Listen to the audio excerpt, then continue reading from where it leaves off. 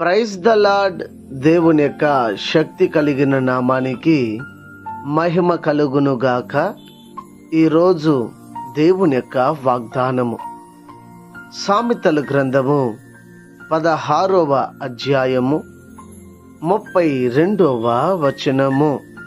పరాక్రమశాలి కంటే దీర్ఘశాంతము గలవాడు శ్రేష్ఠుడు, పట్టణము పట్టుకొని వాని కంటే తన మనసును స్వాధీనపరుచుకునివాడు శ్రేష్ఠుడు అని ఇక్కడ రాయబడి ఉంటున్నది.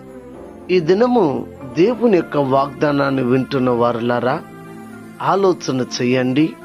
దేవాతి దేవుడు ఈ ఉదయకాల సమయమందు నీతో, మన అందరితో దేవుడు మాట్లాడుచున్నాడు. ఏమని మాట్లాడుచున్నాడు? పరాక్రమశాలి కంటే దీర్ఘశాంతము గలవాడు శ్రేష్ఠుడు అని ఈ వాక్యం యొక్క మొదటి భాగంలో ఇలాగ చెప్పబడుతున్నది. నిజమే కదా? ఎంత బలమున్నా, ఎంత ధైర్యం ఉన్నా, దీర్ఘశాంతము లేకపోతే వాడు దేనిని కూడా, ఒకవేళ శత్రువులని తన యొక్క బలాన్ని ఉపయోగించి మరి బల ప్రదర్శన ద్వారా రాజ్యాన్ని పట్టుకోవచ్చు కానీ, రాజ్యాన్ని స్వతంత్రించుకోవచ్చు కానీ, జ్ఞానముతో దీర్ఘశాంతముతో మరి ఉండవాడు శ్రేష్ఠుడు. దీర్ఘశాంతం ఎప్పుడు వస్తుందంటే, జ్ఞాని అయినటువంటి వారు దీర్ఘశాంతముతో వ్యవహరిస్తారు. మూరుడు ఏం చేస్తాడంటే, బలాన్ని మరి పనికిమాలిన ఆలోచనను, బల ప్రదర్శనను చేస్తూ ఉంటారు. అయితే దేవుని యొక్క లేఖను సెలవిస్తుంది, ఇదిగో బలవంతుడి కంటే కూడా, బల పరాక్రమశాలి కంటే కూడా దీర్ఘశాంతుడు శ్రేష్ఠుడని.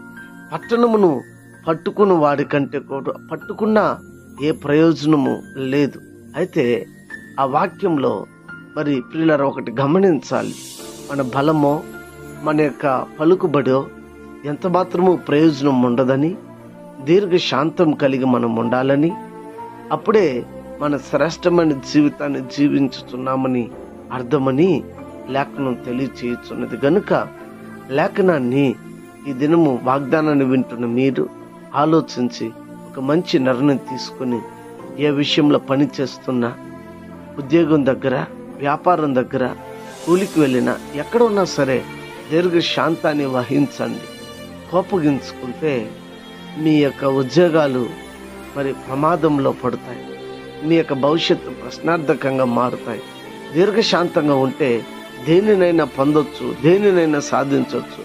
కానీ కోపము, మూర్ఖత్వంతో ప్రవర్తిస్తే మరి అన్నిటినీ పోగొట్టుకుంటామన్న విషయాన్ని గమనించి ఒక మంచి నిర్ణయం తీసుకుని దీర్ఘశాంతంగా జీవిద్దామా? ప్రార్థన. సర్వోన్నతుడా, సర్వశక్తిమంతుడా, ఈ ఘనమగు నామమునికై స్తోత్రాలు. ఉదయకాల సమయమందు మీరు మాతో మాట్లాడిన రీతికి స్తోత్రాలు. గొప్ప దేవా, మరి ప్రభు నీ వాక్యని పంపించారు, దీర్ఘశాంతంగా ఉండమని మాకు తెలియజేశారు. అందులోకి స్తోత్రాలు. అనారోగ్యం చేత ఉన్నవారికి ఆరోగ్యము, ఆర్థిక ఇబ్బందులు ఉన్న వారికి విడుదల, రక్షణ లేని ప్రజలకు రక్షణ ఇవ్వండి. దీర్ఘశాంతపు హృదయం కావాలన్న వారికి అటు హృదయాన్నిచ్చి నీ రాకడికి సిద్ధపరచమని, గడిత మహిమ స్తుతి మీరు పొందమని క్రీస్తు పేరిట వేడుకొని ఉన్నాము తండ్రి. ఆమేన్. God bless you. దేవుడు మిమ్మల్ని దీవించి ఆశీర్వదించునుగాక. ఆమేన్.